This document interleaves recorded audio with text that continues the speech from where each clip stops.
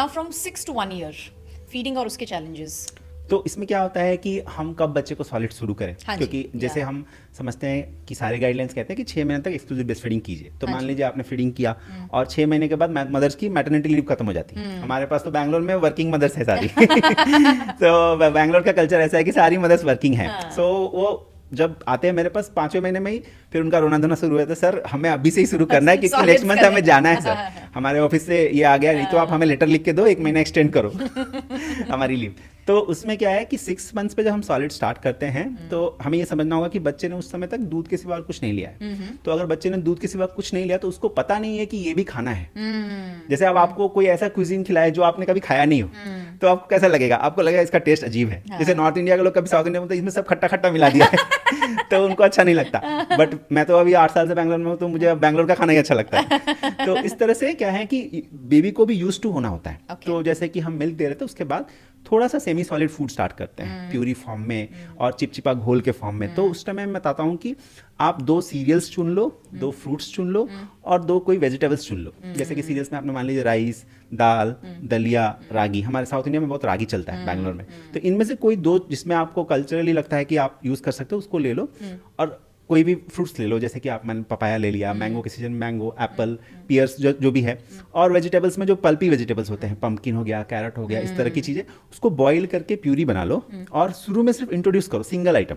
मान लीजिए आपने राइस की प्यूरी बनाई, राइस को पाउडर करके उसका प्यूरी बना लिया, तो सिंगल आइटम पहले बच्चे को चखाओ। तो बच्चा क्या करेगा, उसको टेस्ट करेगा, 1 दिन टेस्ट करेगा, 2 दिन टेस्ट करेगा, फिर उसको पता आ जाएगा। फिर बच्चा धीरे धीरे उसको खाना शुरू कर दे। तो शुरू में आप थोड़ा ग्रेजुअली चलोगे, एक एक आइटम इंट्रोड्यूस करोगे दिन में 2 से 3 बार, डिपेंडिंग ऑन कि आपका बच्चा कैसा है। और जब भी आप सॉलिड फीड दे रहे हो उसके पहले 2 घंटे के लिए बच्चों को मिल्क मत दो, अच्छा जी। ये जरूरी है। तो मतलब 1 चम्मच खाया, 2 चम्मच खाया, बस उतना खाया और feed should be in next 1.5 to 2 जैसे मान लो hours. आपको आपने प्लान किया है कि 10 बजे मैं बच्चे को सॉलिड खिलाऊंगी सुबह, तो 8 बजे आपने फीड कर दिया, फिर 2 घंटे उसको छोड़ दो। अब ये नहीं कि आप 10 बजे उसको मिल्क फीड करा के 10:30 बजे बैठ के चम्मच से पिलाओगे तो फिर वो नहीं, नहीं खाएगा। तो नहीं खाएगा, वो फिर थूक देगा, तो उसको भूख नहीं है। तो इस तरह से 2 घंटा एक फ्री पीरियड देंगे जहाँ बच्चे को भूख लगी है, तो बच्चा फिर वो सेमी सॉलिड फूड लेगा। पहले महीने में मैं पहले 15 दिन से 30 दिन तक बच्चे के ऊपर डिपेंड करता है बहुत सारी चीज़ें, कि आप सिंगल आइटम से स्टार्ट करो। फिर जैसे ही बच्चे ने अच्छे से लेना शुरू कर दिया, फिर आप मिक्स करो, राइस के साथ दाल मिक्स करो, राइस के साथ आप पोटैटो, स्वीट पोटैटो, कैरेट, उसको मैश कर दो। फिर मैश करके वो जो एक सॉफ्ट पॉरिज आता है वो आप धीरे धीरे 7 to 8 मंथ्स में धीरे धीरे उसको थिकर कंसिस्टेंसी में करते जाओ। तो फिर बच्चा उसको लेना सीखेगा।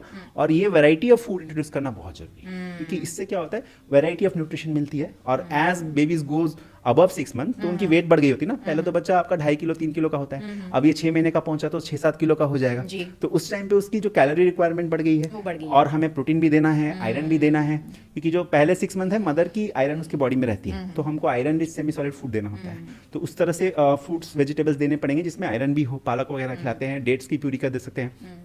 तो इस तरह से हमें ध्यान रखना पड़ता है कि हर वैरायटी की फूड हम इंट्रोड्यूस करें। पहले सिंगल आइटम से जाएं, फिर धीरे धीरे उसको मिक्स करके खिचड़ी वगैरह बना सकते हैं।